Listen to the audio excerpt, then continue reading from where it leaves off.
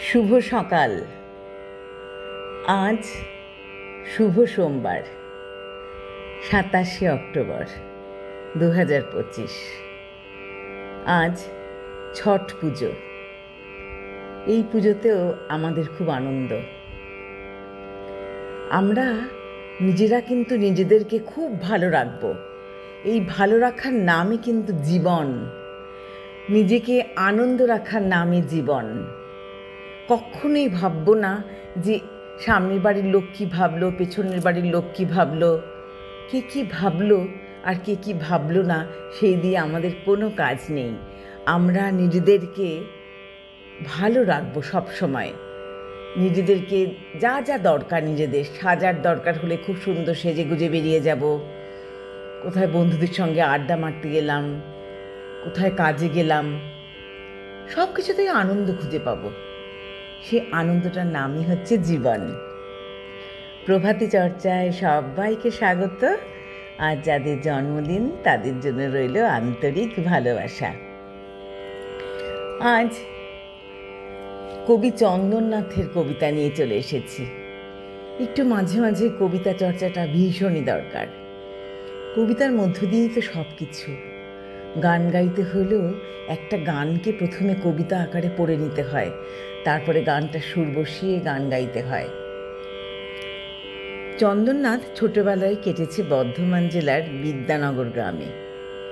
স্নাতক পর্যায়ের পড়াশুনো কলকাতায়, মৌলানা আজাদ কলেজে। পেশায় সরকারি কর্মচারী ছিলেন। আর শৈশব নিবিড় ভালোবাসা প্রকৃতির সঙ্গে। স্কুলে পড়ার সময়ই দেওয়াল পত্রিকায় লেখার মাধ্যমে ছড়া, কবিতা ও নানা ধরনের লেখার চর্চা করেছিলেন। কলেজে জীবনের শেষে বসুমতী পত্রিকায় বিভিন্ন বিভাগে লেখালেখির সুবাদে এই চর্চা আরও পরিশীলিত হয়। বর্তমানে ছোটদের জন্য ছড়া, কবিতা বিভিন্ন পত্রপত্রিকায় নিয়মিত লিখে চলেছেন। লেখেন গল্প ও বিভিন্ন বিষয়ের ওপর নিবন্ধ। ভালোবাসেন ছবি আঁকতেও। শিশু কিশোর সংকলন কিশোর বাহিনীর প্রকাশনায় ছোটদের পত্রিকা রং বেরঙের সম্পাদক। এখনো কোনো প্রকাশিত বই নেই। চন্দনদাকে প্রণাম জানিয়ে কবিতা শুরু করব। অপরাজিতা। জানো মা, আমি না কবিতা লিখেছি, তোমরা পড়বে কি তা? মার কাছে গিয়ে খাতা মেলে ধরে ছোট্ট অপরাজিতা। রাগী চোখ মেলে মা তাকে বলেন, মাথা কি খারাপ হলো? ছাইপাশ সব না লিখে বরং অঙ্কের খাতা খোলো। মুখ ভার করে গুটি গুটি পায়ে গেল সে বাবার কাছে। কবিতা লিখেছি ও বাবা, তোমার দেখার সময় আছে? মুখটি না তুলে বললেন বাবা, কবিতা লিখেছ? বেশ, পড়ব তো বটে, আগে খবরের কাগজটা করি শেষ। অগত্যা গেল দিদিটির কাছে। ডাকলো সে, দিদি আয়, দেখ না কেমন ছবিটা এঁকেছি ছোট্ট এই কবিতায়। দিদির দু চোখে টিভি পর্দার ঝলমলে রোশনাই বলল, কবিতা?